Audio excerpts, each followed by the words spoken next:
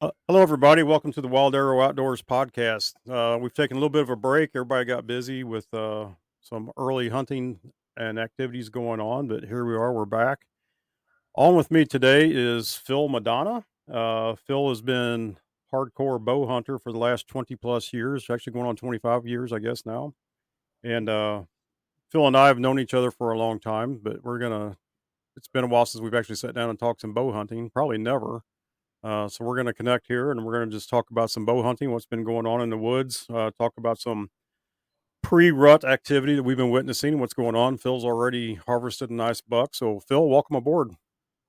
Thanks. I'm glad to be here. Excited to sit down and talk with you and share some stories and learn something. There we go.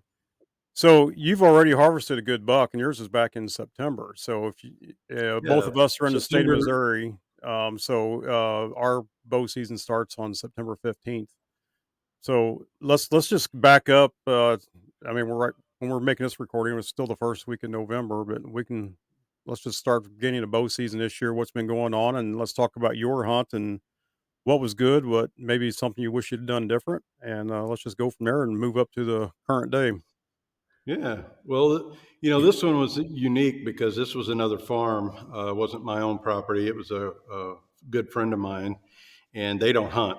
And so the way their land lays, they got agriculture. I don't have agriculture. I have all hardwoods. So I knew that the deer would be using that early. They don't use my property early. I get one of those properties that's like the hunter's best friend. It's the bucks come on my property during the fall to chase the does. So they don't disappear in the summer, they come to my place. So early season, I'm sitting here twiddling my thumbs on my property. So I talked to this gentleman and they let me come out. So I did some scouting. I used a cell cam because I can't use a cell cam on my property. It doesn't work. Don't have good enough signals. So I set that cell camera up there, and it just, it just I picked a pinch point where the field and the woods come together, and I just thought, you know what, this is going to be where they come. And I was getting camera picture after picture, nice deer, nice deer. I'm like, okay, all right, this is nice. And the day that I decided to hunt, which was the 25th of September, I had not gotten a buck picture on my cell camera for 3 weeks. So was that And your I was first like, time in? well, what's that? That was Yes, that it your was first time in? yeah, it was the first time in the Oh wow. stand. Okay. And yeah, and so I hadn't gotten a buck, but I wanted to go. I wanted to get the dust off. I had just gotten a new bow, all that, the whole 9 yards, got to get the cobwebs dusted off. So I'm like, oh, I'm going to sit down. And I could not have scripted it any better. I watched this buck and a smaller buck come in on the neighboring property. Watched him make a scrape. Watched him make a rub.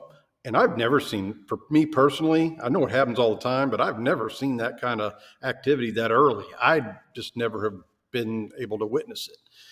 And I watched it. I actually filmed it, and I knew he could either go down the ridge and stay on the other neighboring property, or he could jump the fence and come out into the ag. And man, he did. He come up to the fence. He sat there for about 5 minutes, and then he made the commitment. Once he made the commitment, I knew it was over. At So least the shot was going to happen. I don't know. It's never over for me, but so were you on the field edge set up? I was on the field edge, and this happens to be like there's just a little finger of woods. That's it. The rest of it's all open field on this particular property. It's all wooded on where he came from, but the owners of this property, they raise cattle and stuff. They could care less about woods and all that. So they left a little finger of woods, and I tucked into that corner where the neighboring farms woods stop, and then their finger of woods continue on, and then that field, then it's just all ag. And So I think what slowed it down was they baled the hay, or they cut the field. I think that's kind of what maybe slowed it down. But I'm telling you, for 3 weeks, I didn't get a single I didn't get a single picture, and so I didn't think I was going to have a shot in the world of getting a shot that evening. So walk it out then. What happened? So you see the deer, he jumps the fence, he's committed. He jumped the fence, and as soon as he jumped the fence, so I'd already ranged everything. So I knew where he was going. It was about 15 yards. He jumped the fence, and then he stopped. But when he jumped the fence, I drew my bow because I already knew once he jumped the fence, he ain't gonna stay there for very long. But I was able to jump in the way or draw, and the way I was able to get it done was that I had left just the right amount of foliage, and I had the shooting lanes perfect. I mean, literally, I could not have drawn it any better than, and it worked out exactly as the script. He followed the script. I did my part, and I had the lighted nocks, all that. I saw it zip through him like it was butter. I'm like, I know it. He turned, he whirled around, he went right back over where he came into some thick stuff. And if you're trying to trail a deer, it was waist high stuff. I got down after I shot him, and I looked at the arrow, and I mean, it's covered, it's coated. I'm like, confirmed what I knew I saw. Yeah, but you never know. You just never know. Well, anyway, he jumps the fence and goes into this thick stuff, and then he runs, he runs at an angle and goes into the woods on the neighbor's property. So I've got that to contend with. So okay, I got to figure out whose property that is, and do that stuff. And so I got a hold of them and told them what was going on and what I needed to do. And they're like, yeah, no problem, go over there. So I just thought, well, he went in the woods. I know he's hit hard, so I'm just going to go straight into the woods. I didn't bother to follow the actual path that he went because it was high. I wasn't picking up any blood to begin with, except for on the arrow. So I go in straight into the woods, and I start looking, and I'm not seeing no deer. And I'm like, what's going on? There's no way this deer is. I mean, I know they're strong, but there's kind of a little slant, little downhill. I thought, well, he's going to maybe go downhill. Maybe there's a dry creek or something down there. He's trying to get into water or something. So I start looking around. By this time, it's almost dark. I'm like, I got to back out and just come back. I can't get any. So I come back out into the field, and I looked at the scrape that he had made. And I was like, wow. And I saw this big, huge cedar that he had rubbed. And I'm like, you know what? I'm going to walk down where I think I saw him go into the woods. And as soon as I didn't even get 30 yards, and I see the horn sticking up. And I'm like, he didn't make it into the woods. He crashed right there, but I didn't see it because the grass was so high. So I was like, oh, hallelujah. So So then the work began because they've got a cattle panel fence, and you cannot drag through that under it. You have to go right, over it. So I had to enlist some help to get that done. But that's a good no, it problem to was it have. was yeah, absolutely. I had a little extra adrenaline pumping, so I was able to help hoist him over there pretty good. So So no, how big was this that was one? the earliest I've ever killed a buck in Missouri. So I haven't that early. I think October 4th is about my earliest. So that's yeah, pretty early good. October I've done, but not into September like that. To have them on them kind of patterns already, like pre-rut stuff, and I just never have seen it before, and I was amazed, and it really I learned a lot right then. So how big was this buck? Well, I didn't have him scored or anything, but he was No, a I nine mean point. 9 point. Okay, Didn't have anything broke. He was 9 point, clean. He had little G1s. I don't know why, but they were just little bitty things. But he was symmetrical. He did have a 16-inch spread. cool. But he was a good deer, and he was one of them I had seen on my cell camera. I just hadn't seen him in 3 weeks. So it was just one of those meant to be type, right place, right time. And the other thing on the other side of that coin is all the activity was in the morning. I didn't have a morning to hunt, so I only went in the evening, and it was really, like I said, just to dust the cobwebs off of the season. So, Man, that's awesome though to get out there on your very first sit and oh, score like that. That right, is, I've right. never done that, so that's cool.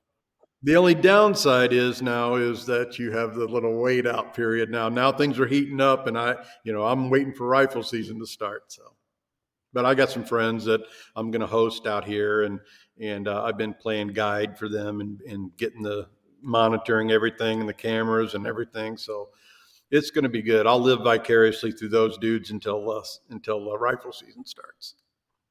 So, what do you think was going on that caused that deer, we'll just use the words disappear at first? When you from the time you first saw him on camera, he's gone for 3 weeks. Obviously he's still in the area if you killed him there, but you think they were Yeah, taking a different route due to, did the food sources change? you're right. So that's a good point. On this particular farm, that finger of woods that I was talking about, that was loaded with white oaks. And so they were splitting their time between the ag and then the white oaks. And then the white oaks, I had this where I put this is if I turned behind me, I could get a shot there. So there was white oaks behind me. I just wasn't they just weren't coming to those white oaks. And if they were, my camera wasn't pointed that direction, so I wasn't gonna get any shots of that. So what kind of agriculture did they have? Corn, beans, They just or they that? just had I don't know. I'll be honest with you. I don't know what they had. It wasn't soybeans or corn. Okay, It was okay, like alfalfa or something like okay. yeah, whatever they bale, whatever farmers used to bale with. That's So what he it's had because that's interesting that you mentioned the white oaks because where I live at, I mean, I've just been absolutely slammed with white oaks this year. The amount I can walk in my backyard right now, and I mean, the white oaks have been dropping acorns for my gosh, 6, 7 weeks. It seems like now. I could walk outside right now and literally step on 6,000 acorns. They're just yeah. giant white oaks this year. And then I, where I hunt at in northern part of Missouri, um, there's a lot of white oaks. And so I'd actually sat down and before my first trip up north, and I'm like, okay, well, I know where the white oaks are, and I got my little maps out and figured everything out where I wanted to go with this wind, that wind, and get up north. And there's not a white oak acorn to be found. Actually, after 2 days of really looking around in the white oaks, I found maybe 6 acorns. And right. so what was going on is the black oaks up north though had a great harvest, great number of acorns from the black oaks. And I had to totally change my plan. I go in there with a game plan, and that's where you start finding real fast about, you think you know what's going on, but you gotta let the woods still talk to you. Yep. If I'd have just went in being bullheaded and said, "Well, this, at home I got all the white oaks, and I've seen deer in my backyard eating the white oaks, and I go up north and think I'm gonna sit in the white oak patch and kill some deer." It wasn't gonna happen. I'd have wasted a lot of time, so I moved around and found where the best black oaks were and started seeing deer, and actually I got in a pretty good mess of them. Never killed any at that time. I just started getting a little picky, seeing what was out there, and trying to do a little observation sitting.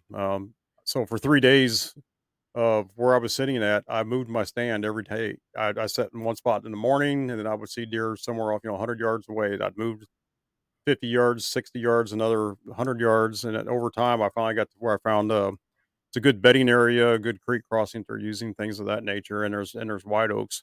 I mean, black oaks right there, and there's also a good hickory tree that's right next to a big giant black oak that's got a bunch of scrapes underneath it now. So I got my camera set up on that right now. I don't get to go back Right. there for another week, but I'm looking forward to it.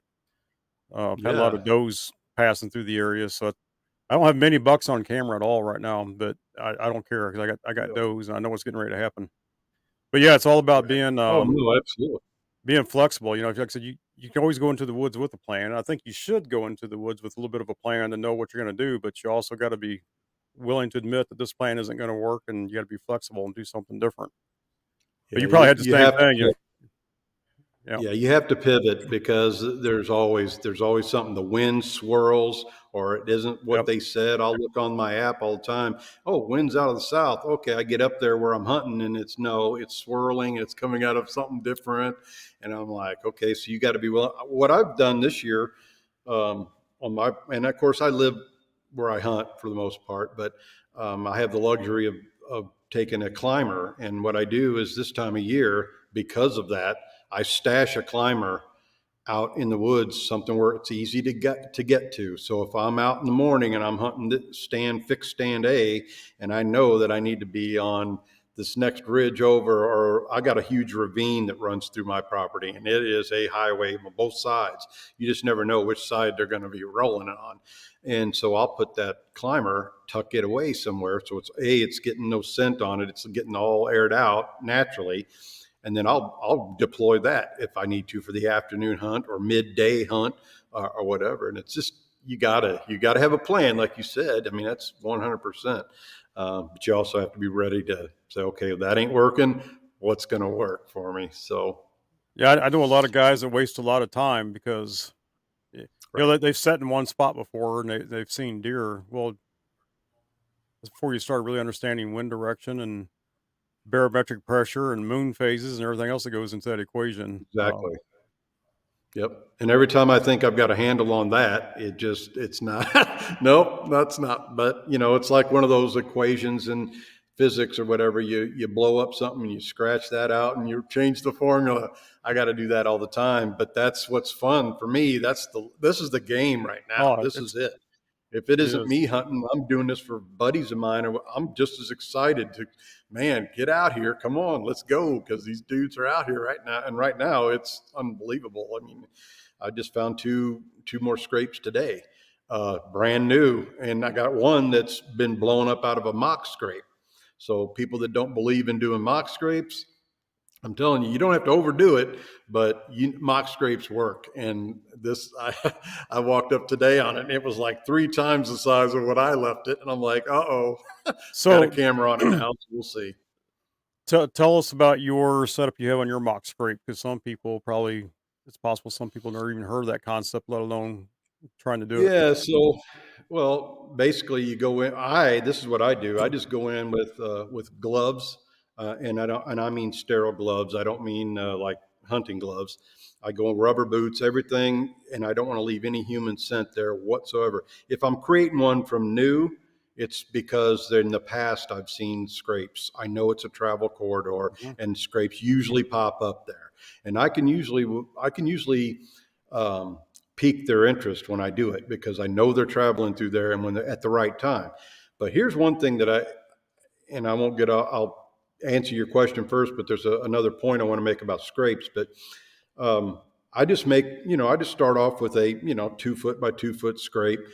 Make sure there's a licking branch in there. If I've got some stuff, depending on this time of year, like right now, I use a scrape dripper Mhm. that you can get at any sporting goods store. I use that to kind of get it going, but I don't overdo it.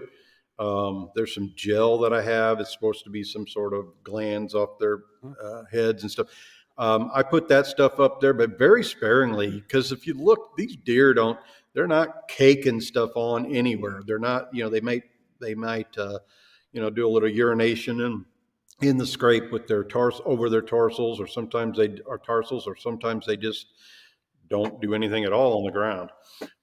So that's what I've been doing, and I just do it that way, and then I just keep an eye on it. I put a camera on it and see what happens, and the next thing you know, I'll get a deer coming in there, and then when you see it, you can see, okay, now the tree's rubbed. You can see the scrape's been is twice as big as it was. It's game on. It's like, oh yeah, it's like Christmas time. As soon as that happens, it's like, oh, it's So, on, are you it's one of on these now. guys It's that just a will game. I mean, pee in the scrape whether they yourself to get keep it going? coming back or don't, but it's just like, yeah, what's that? Are you one of these guys that will pee in the scrape yourself to get it going, or do you avoid that? I don't, but it's not that I'm gonna have an adverse. I don't. I've never done it because I've never really thought about it at the time. I know people that do it, and I don't. Mhm. I'm not afraid to go off my stand. I don't care. I don't think I they can. You I know what I I mean? I agree. think it's more curiosity than knowing that it's a human. But that's me. I don't. I had a wildlife biologist one time tell me that every animal walking through the woods pees, and so what's the difference? Now I think there's a difference between male urination and female urination with the hormones, but Absolutely. if you're walking through the Yep. woods and you take a pee, it's got testosterone scent in it, and I know guys that have made mock scrapes and just first thing they do is take a good whiz in the middle of it and get it going, and And within more hours power to sometimes them. It's a bucks are in it, curiosity. and yeah. Yep. So I'm not Yeah. afraid to pee off I of don't a think stand. It's not a deterrent by any No, stretch. In fact, I've got all of my trail cameras set to video. And this is another one of those things where guys will be like, "Man, it eats batteries. I ain't doing it." I don't experience that. And I've got cameras that range from 29.99 from Academy Sports, these little muddies, and to all the way up to the Moultrie Edge Pro cell cams. It ain't happening. What I've experienced, these batteries last and last and last, and I get video after video after video. And I'll usually do about 15 seconds on mine. But when I do that, and the reason I do that is because it tells such a big story. A yes, picture only tells you that something was there. It doesn't tell you the yes, direction of travel once they cross that trigger. Well, one thing to your point about the scrapes, I can't tell you how many pictures I've got of coyotes and foxes urinating in my scrape. yep, So, and okay, so I'm thinking, well, how does that work? Okay, you'd think the deer would stay away from the scrape because of that. They don't. They absolutely don't. So, for the same reason that if a human urinated in that scrape, it's going to be the same thing. yeah. I actually have, So, like, I guess on 3 or 4 days ago, I had a raccoon, in my scrape, and then it wasn't yep. an hour later, there was a deer back in that same scrape. But I saw another thing today Right. that I found kind of interesting. There was another guy I was talking to today that he had set up a mock scrape, and he had it with a grapevine that he'd cut off his, cut it on his property, use that grapevine, Yes. tied it off, and it's Yep. hanging down about, I don't know, 3 feet off the ground. And he was showing me all the Yep. pictures of deer coming over, licking on it, rubbing on it, and everything else. And he's got some other pictures of a raccoon standing on their hind legs, nibbling on the end of it. And I never would have thought about a raccoon being interested in a deer Right. licking branch and where deer been rubbing their heads on it, Right. but that raccoon was definitely Depends interested. on what the vine was, because there could have been some leaking coming out of that vine, and it might have been actually something Yeah. palatable for It's them. very, Because very I possible. I noticed didn't that think too. about that part of it, but it's just funny because 'cause he's got one picture of a deer licking on that branch. The next picture is a raccoon sitting on his hind legs licking on that Right. same branch, You could so have deposited something yeah. that raccoon thought was interesting. But back to my point about on the scrapes, I was going to say something that I learned, um, and I guess it's just something I maybe always knew but never thought of. But a scrape doesn't have to have anything on the ground whatsoever to be a scrape. No. And I've got a video camera on an area that it's a scrape and has been all year long. I mean, since January to now, it's a scrape. And now I can see the ground stuff starting to happen. But I got video after video after video of deer, does, bucks, little ones, fawns, all licking on these branches up there. And so I Yep, learned that it's like, okay, that's what they talk about. Oh yeah, they make scrapes all year long. I'm like, yep, yeah, right. I've never seen no scrape. That's because I'm looking for a traditional scrape, yep. and that's not the case. And I'm like, okay, I'm I'm with that. I'm with that. I know that that's what they do now, and so it's just changed. Instead of looking here down, now I'm looking here up a lot more than I was before and seeing things. And then again, back to the video thing, I'll always have mine on video. I don't care, even if it did eat more batteries. I learn a lot more. Sometimes I've gotten videos of a nice buck coming in, and if I'd just had a picture, I'd have got him going, oh, okay, that's nice. But then the video is three more coming in behind him, following him, or whatever it is, or a fight, or something like that you just wouldn't get on a still picture. So anyway, that's what I enjoyed. I enjoyed doing it, So it's kind of So like a I Mission Impossible too, because I it don't want is to amazing. contaminate the area. Yep. Huh? It's amazing what you get on those videos like you just mentioned. Uh, Yeah, absolutely. Yeah, I think, absolutely. deer have a little bit of an ego, the bucks do, where they always wanna appear to be bigger than the other guys out there with them. And my Right. buddy's got he's got a video on his cam set up, and he's got one picture of a decent buck, got his head up, licking a branch above his head kinda thing. And then later on that same night, he's got a picture, and like I said, the picture and then the video that backed it up, a small buck, like a little 4 point, maybe a little bitty 6 point, wouldn't score 60 points tops. That deer's on his hind legs trying to hit a higher branch than what the big buck had hit. That's And right. he's leaving That's his scent unique out too. there like, "Hey, I'm as big as you are," and it's hilarious to see those small bucks trying to outperform the big boys Yep. on who can reach the highest Yep. branch. Well, and another thing that's funny too is I had this pine that had to have been 8 to 10 inches in diameter open up this huge rub, and I'm like, holy smokes, okay. And then I put a camera up on it, and the very next time I pulled that card, I had a little spike working the crap out of it. I'm like, there's no way you made that. There's no way you started that. But he's been working that thing ever since, and now there's big boys in there, working it. So I'm like, okay, yeah, you're the one that made this, not him. And then I told a buddy of mine that's coming to hunt. I said, hey, this is going to watch. It's going to open up into a humongous scrape on the ground too, and it just blew up Friday. It blew up into a humongous. So it's yeah, So it's really cool to watch. Halloween, they blow up, and that's about the normal time every year, at Yeah, least for where we're at. I can't speak for all right. parts of the country, but yeah. Yeah, I can't either. And was hunting Friday morning, and it was just sounded like it was raining. The black oaks are now dropping, and I was using my binoculars up in the trees, and there's still a lot hanging on. So Yep. there's going to be a pretty good food source for these deer throughout. So I think they're going to be in the hardwoods for quite some time before they go return back to ag, or at least on the full time basis. So moving forward, let's assume you don't have a buck tag filled yet. Moving forward, what's your tactics for the next week or so as we approach the peak of the rut?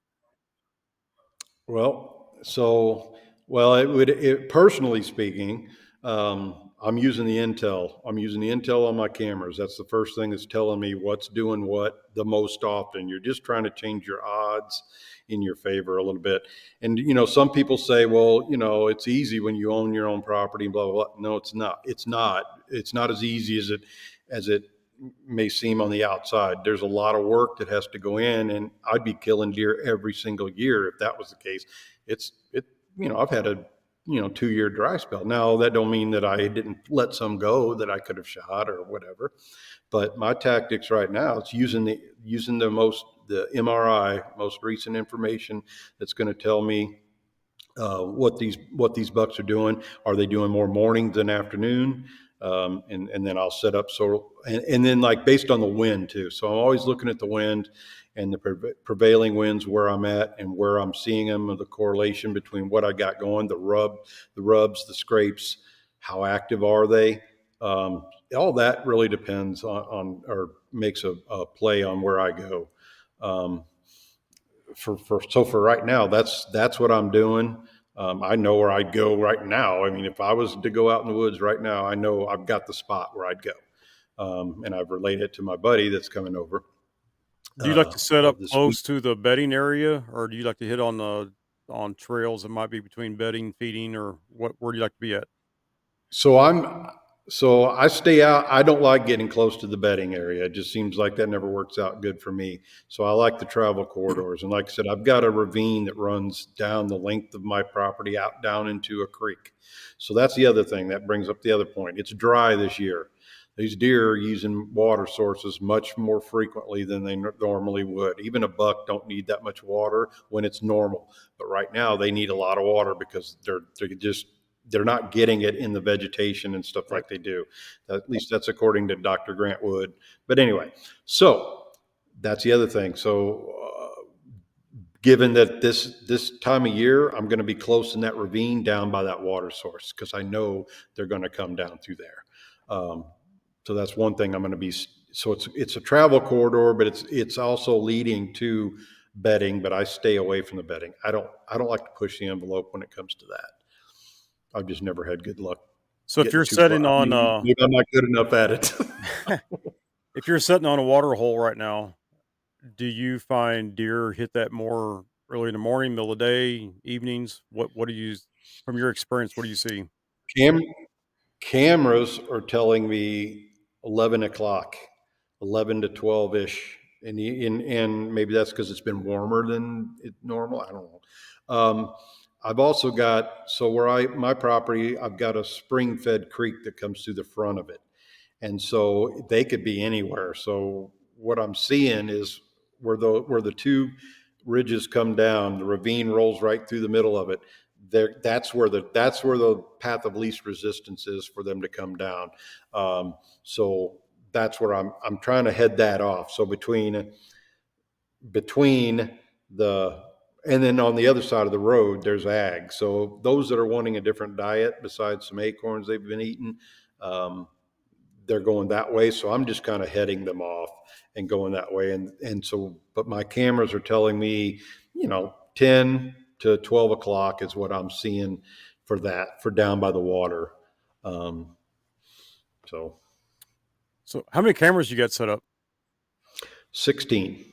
Okay. Um, and sometimes I'll pull, it just depends. Sometimes I'll have 10. I start off very slow. I camera all year long. So I know so I can keep an eye on what survived and what didn't, or what I'm seeing and what I'm not. Because there's neighboring properties that then they like to hunt and stuff. So you never know for sure. Youth season, I'm always a you know, little puckered at with youth season. If I don't hear a bunch of gunshots, I'm like, okay, all right, all Yep. right. But you know, but but no, that's kind of So that. where I hunt at, it's one farmer, but he owns three different pieces of property. They're all within a mile of each other, and I've only got two cameras out. So I got one on one farm, one other farm, and zero on the third farm. And I got one of my cameras is set up on a scrape that I already mentioned, and my other one is on a it's just a ditch line that runs. It's about a quarter mile long ditch that runs from a big wooded area to a big open cornfield, and that's where I killed my good buck at last year was on that ditch, and Yeah, that's where I plan on setting up next week again when I get a chance to get back up. Or if I get a west wind, I can actually sit on the ground and hopefully right. kill another one. That's what I did last year. I was 16 yards away from this deer sitting on the ground, and that was pretty awesome. Love that. That's an accomplishment in and of itself. Yeah, Because if you're on the ground and you're killing a deer with a bow, that's next level. that was my biggest It buck is. ever too. That was a whole new that was Yeah, a thrill because I'll tell that story real fast. But I was sitting like in the main ditch itself, and again, this ditch is only like yeah, 30 yards wide. And it's got CRP on both sides of it, and then ag fields on the other side of the CRP. The CRP grass goes maybe 200 yards before it gets to an actual cornfield or bean field, depending on what season it is. Um, but I was seeing deer walk through the CRP grass, and they were about 50 yards out away from me into this field, and so I I'm facing straight east where I was seeing them at on this trail that was going north south. And so I said, well, next time I get a west wind, I'm going to take a little lawn chair and I'm going to crawl in that CRP from the other side and be on the downwind side of that trail and shoot me a deer. And actually, the night before, I sent my wife a text message, and that text message said, I'm going to have a west wind tomorrow, so I'm going to go sit on my trail and shoot a deer. Now, I didn't know if it was going to be a doe. I didn't know what was going to happen. Well, just right, so happened right. to be that this buck come by and I Mhm. stuck him at 16 yards away from me. He ended up scoring 151, but I'll Right, take that. So right. anyway, Heck but I've yeah. had a camera set up about 80 yards away from where I killed that deer at. I've had a camera there for over a year now, about, I don't know, 14, 15 months kind of thing. And I'm not seeing a lot of activity on that camera. Now, having one camera set up doesn't mean there's no deer in the area. A deer could be walking 3 feet behind that camera, and I'm just not getting him right now. So Exactly right. I did have a good buck on camera October 2nd that showed up.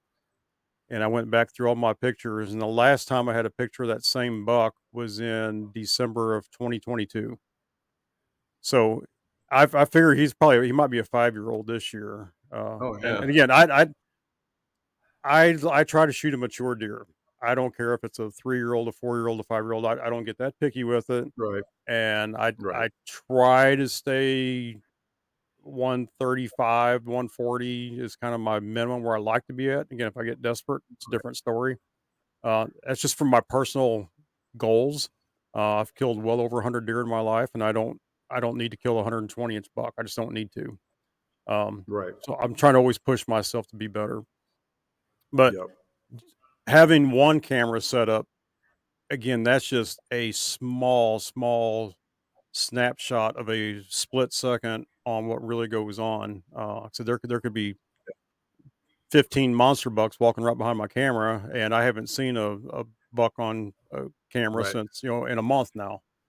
right. doesn't mean they're not And now you around. know So why I got 16, because I yeah, do it this way, because now I can. So what I do with it, and not to interrupt you here, but what I do is I use it as intel. So I'll pull the cards and I can see the pattern. Okay, yes, they went from left to right, north to south, east to. I got them on different cameras. Or if I don't, then I'm like, okay, they're going somewhere. They came here, but they took a different turn where I didn't have a camera.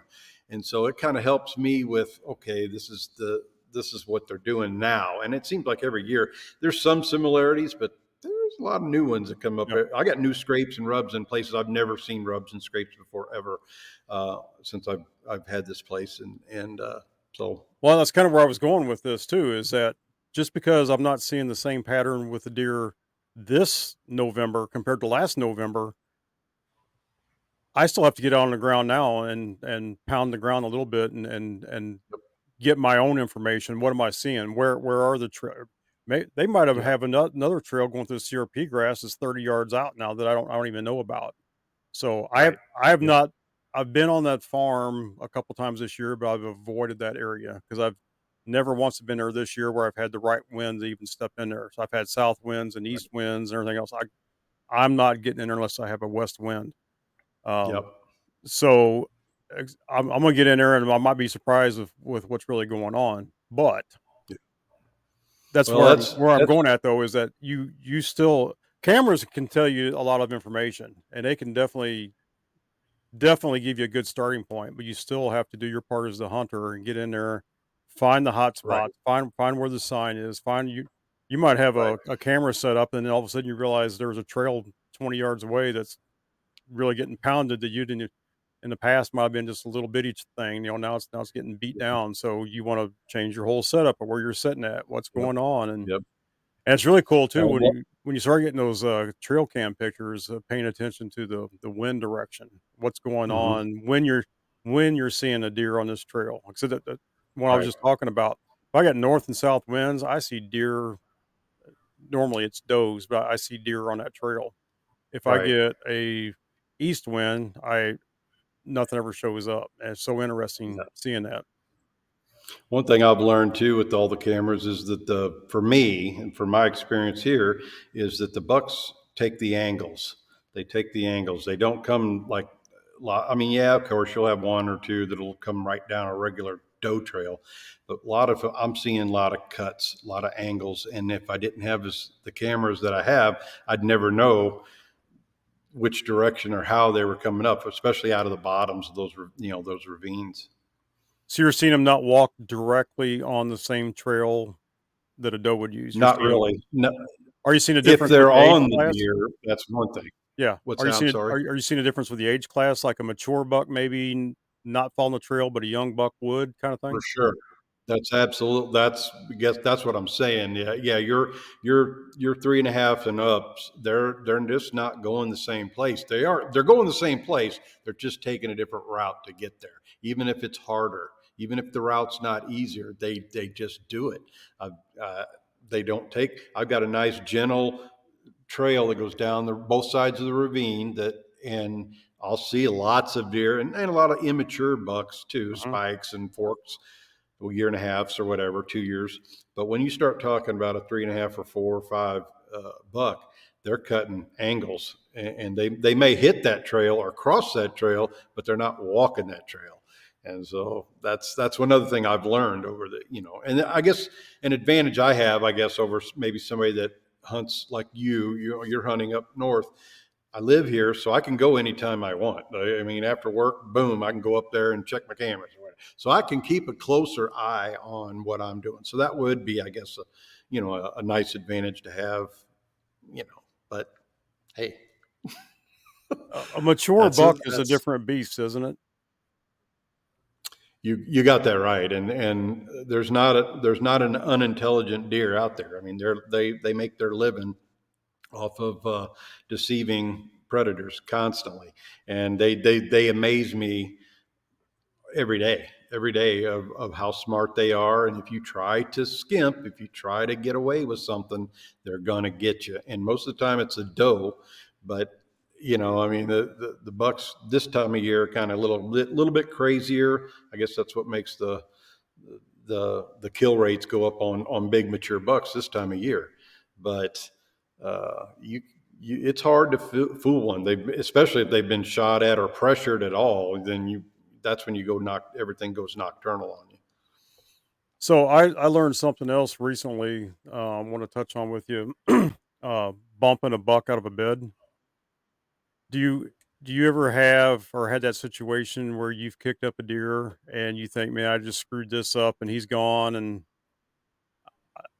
I know growing up, I was always told if you kick a deer up, he's in the next county. You're never going to see that Right. deer again. He's gone. And I've really been paying attention to what's going on with bucks, especially mature bucks. If you bump one up, so 2 weeks ago, me and my buddy, I dropped him off in one spot, and where I was hunting at was about 3/4 of a mile away. I got a Polaris Ranger all set up with all my hunting stuff on it. So anyway, I dropped my buddy off. He's walking, I don't know, a couple hundred yards where he was going to go sit in this little draw inside a woodlot. And I'm going across a cut bean field. And as I start across this cut bean field, this big 10 point jumps up out of the corner of in his brush pile. And he just kind of cut diagonal across the corner of this bean field, goes into a different woodlot. And so I paid attention to where he was at. I assumed he was bedded there, and it was a south wind, and the wind came across this cut bean field, and where he was laying at, then he, I assume, could see and or hear anything that was in the woodlot in front of him, but he had just all the scent coming from his back. So anyway, I told my buddy about it later, and so we go back up to the same farm a week later, and we was going to try to find a spot where maybe he was bedding exactly and try to set up a different stand. Remember, get a tree prep, we put a climber on it when we get back up there. So this past Sunday, we get back in there and we're not hunting at this time. I'm just, we're just going to look for a tree to get prepped to put a climber on. And I drive my Ranger right along the edge of that brush pile where he had jumped out of. And I'm, I'm right there where he had jumped up from. I parked the Ranger. We're standing there talking. We're talking about this tree and that tree and this trail and what's going on and everything else. And I swear I turned around and that sucker jumped up again. He was in the exact same spot, and I drove within 10 yards of him and he just laid there. And again, it was a south wind. And so in the past, where I always thought, he said, you bump that deer, he's gone. You just ran him off. He's on the next farm, next county, fill in the blank, wherever he's going.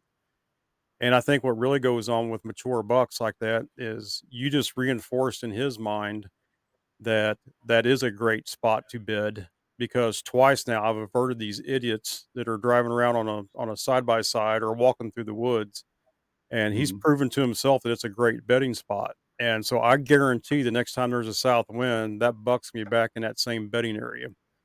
And Right. I actually got in there in Yeah. that brush pile and looked where he was at, and there was just a little pile of dirt right in the middle of it, and he was elevated. He could see down in the woods good. He could smell everything coming from behind him. But Yep. that, man, I am fully convinced that, yeah, can you booger one? Absolutely. But I am convinced that that buck will be back in that area. Again, rut's gonna change things. But I think if he I was just think on a normal there's pattern, he'd be back on a south wind again. yeah. I think there's just different levels of scared. Like you're in a vehicle, they're used to vehicles or Yeah. whatever. The vehicle is different. I can drive my UTV up through my property and I'll see deer bedded, and they see me, and I don't stop, but I don't Yep. get off Yep. the UTV. They don't move. They just stay right there. They don't care. So for that, I think that plays a role for what your example is exactly that. There's not that same threat level as if you were on foot. I think if you'd have been on foot, Well it could have been a different story. well, I was on foot Not the that he would second go time, and county, but I was within 30 yards of him when he got up. But no. he still he just kinda trotted out real slow, and he almost had that look on his face like, "Crap, now I gotta move because these boneheads are in here again." He Yeah, wasn't like he wasn't running like his tail was on fire. He was just right. like he was inconvenienced. And He was more put out. He had I'm to get sure as up. soon as we left, he circled back around and came right back in there and bedded down again. But it's Yep. I just bumped one yesterday. As a matter of fact, down along the creek, I've got a camera down there that I've been monitoring just to check the water, seeing how often they come down to water. and I had another. So I checked that. I pulled that card or whatever, and I thought, well, I got another camera that's pretty close on this ridge where the two ravines come in together down at the creek. I'm like, I'm going to go check that camera. And the moment that I started to turn where the ravine comes together, I see this buck get up off the. He was sunning on the one side of the ravine. He got up. He only heard me. He didn't see me. He only heard something that didn't sound right. So he got up. I froze like a statue, and I stayed that way. And so in that situation, it's not the same, but because he didn't see me, Right. but he's fine. He went on up the property a little ways, and um, I don't worry about it. I don't second Nope. guess it because the does are going to dictate most of it right now. You'd have to really mess a buck up right now to get him to leave Well, a doe or the leave where next they know they're loose. the next day in the same wind conditions, that deer be right back in there and bedded down again. Yep. Because Oh, again, absolutely. he just I proved to agree. himself that I was in a good spot. I survived. Right. Something happened. Yep. I heard it. Absolutely. I survived. So again, maybe Yeah. just another little. Let me ask you. Yeah, go ahead. Oh, I was going to ask you about what do you think about safety lines? Oh boy. So as a former firefighter and paramedic, yeah, safety lines, safety harnesses. I mean, everything. I think everybody should be using. Um, Life is fragile as it is, and if we can do anything to prevent an injury, we have to be doing it. You have to be smart. The old tough guy thing of, well, I don't need a safety harness. I could jump that far. You probably could, but if you're off balance and you land on your head and you're paralyzed from the neck down, we owe it Yep. to our families to take care of ourselves and be as safe as possible out in the woods. And the last thing you want to do is you fall off a tree stand and break your neck and you're paralyzed. You can't get your cell phone out of your pocket. Right. You lay there for a long time. But man, what I know, saw the article earlier today of Hank Parker, the old fishing guru. Yep. Absolutely. Fell out of a stand. I don't know what the circumstances are. I don't know if he was hunting or working on setting a stand or what was going on, but had like a 30-foot fall and got a helicopter right out of it. Um, Yep. Yeah. I've seen it. I mean, I've seen people fall out of stands and be severely injured, paralyzed. There's a yeah. lot of people out there, fellow hunters that are in bad shape today because of just a, I don't want to say a stupid mistake, but definitely a preventable situation. Um, Right. I mean, it's like anything. You never think it's going to happen to you, but it only takes one thing, and keeping them up too. Like, and you set a stand. A lot of guys will set a stand, and 3 years later, they're still hunting out of that same stand with the same straps, with the yep. same everything. One step on that thing, and it's over. I mean, it's done if you don't have that. And I've been watching a lot of uh, jury videos from back in the day. They got a classics thing they've been dropping, and I've been watching some of that stuff. And not one of them had a safety belt. Not one of them had a safety belt on. The early ones, they didn't even have a safety belt on. Then you could see the old cumbersome safety Yeah. belts that just went around your chest that would smother you anyway. If you fell, you would never be able to breathe. And anyway, and it's just interesting to see how it's evolved. But it's not just safety straps. Like, yes, from the ground to the stand, from the stand to the ground, it's worth the $30 that a safety belt or a safety strap or line costs. But when you're setting your stands, even like I had a situation where I was setting a stand and I was setting a ladder, or not a ladder, but a climbing stick, set of 20-foot, 4-foot sections, had it all together.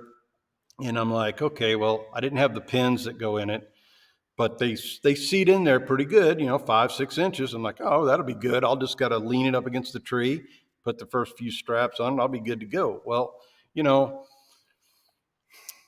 when I when I was working on that stand, something when I was repositioning it to get it just right, the top 4-foot section come undone, and here I am working with the 15-foot remaining, thinking I'm good, and by the grace of God, I looked up just like this, and here comes that 4 foot section down and hit me right here. I got a 4 foot scar or 4 inch scar going down my chest where that male end hit me. And had I been working like I was, it would have right through the head. And they'd have found, my family would have had to walk up on me. So, safety lines, safety straps, safety belts, and then safety pins. All these lessons are invaluable. And I would encourage anybody that's doing any of that, never, don't cut the corners. You just can't afford to, and you owe it to your family to come home safe. You don't want your loved ones to find you, uh, you know, in a situation like that. And I know too many of them that are in wheelchairs now. And Hank Parker, God was with him, because 30 foot's a far fall in a stand. I mean, 15 foot scares me. I can only imagine double that and falling out of that. So, But you said the other part too, though, of the somebody's got a hang on stands, got the same straps on it for years, and yeah, I know guys that do that still, and they don't. right, I got and they might have a safety harness that they clip on once they get in the stand, but you come off those sticks and you step into your stand and that strap decides to give away and you're not clipped on yet, right. Yep, and that's bad. that's exactly right. Yeah, And since we're on it's on the subject of safety, everybody needs to make sure that their bows and or firearms that they're using are in good working condition and ready to go, and arrows. We had a podcast we did earlier this spring with a guy that's a pro archer, and he was target shooting, but he had a brand new arrow, and the first time he shot it, it came apart and went through his hand.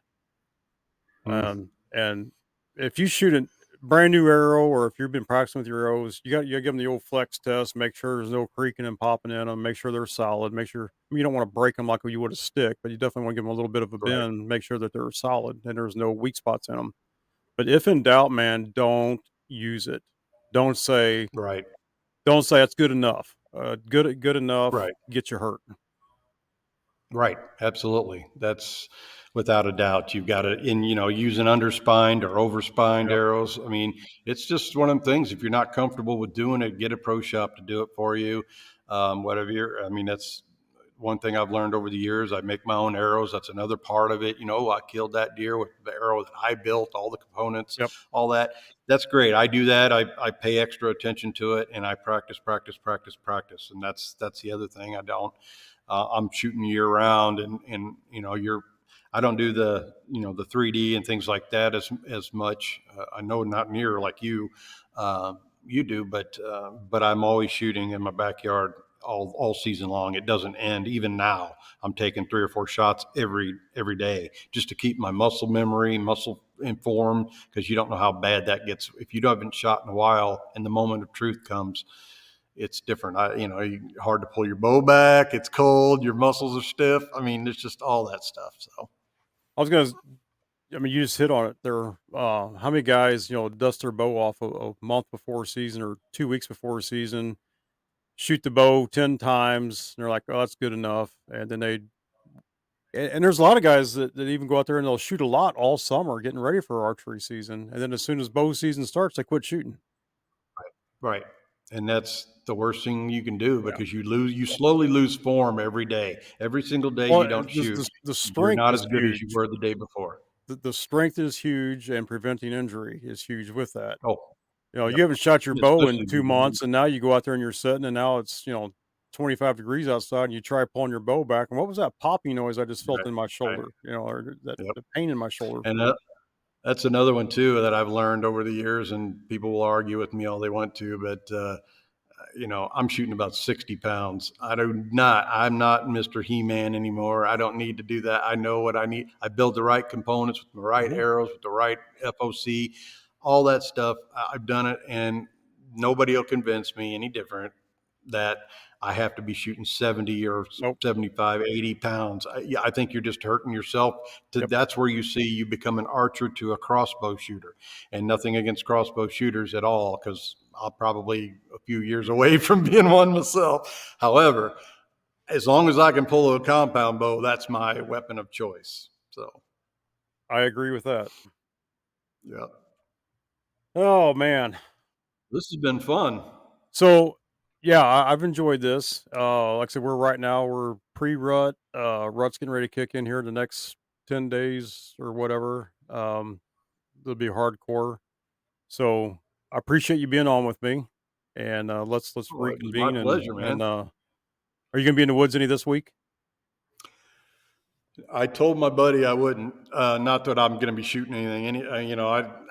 I don't want to mess nothing up. Even if I'd have a tag, I mean, a buck tag, I probably wouldn't anyway. Just because I want it to be good for them to come out and so I'm not going to mess stuff up. I'll probably sneak up there and pull some cards just so I can get a good idea for him because I like relaying it. I'll take a picture. I'll get video off the cards or whatever, and I'll send it to him and say, "Oh, look at this one. Look at this one. Look what you got to look forward to, whatever." But no, I'm not going to hunt. I'm going to keep an eye on it, but then I'll be out with him on Saturday, next Saturday. Okay, So, so this coming weekend, I will be in the woods. I'm heading back north to bow hunt. I'm gonna have November 10th through the 14th. So awesome. I'm hoping to put some bone on the ground for sure. Oh, heck yeah. So Yeah. let's Well, let's I've really enjoyed this conversation. So let's plan I on have too. 2 weeks, and we'll just jump back on. So everybody listening, apologize, but next week the rut is on, so I will not be sitting in front of a computer making a podcast. And where I There you go go. hunting at, I do good to get a text message. So I definitely know that the I can't do a recording. Right on. So everybody gets a Well, rut good luck to you, vacation. Steve. I appreciate Yeah. it, man. So Yeah.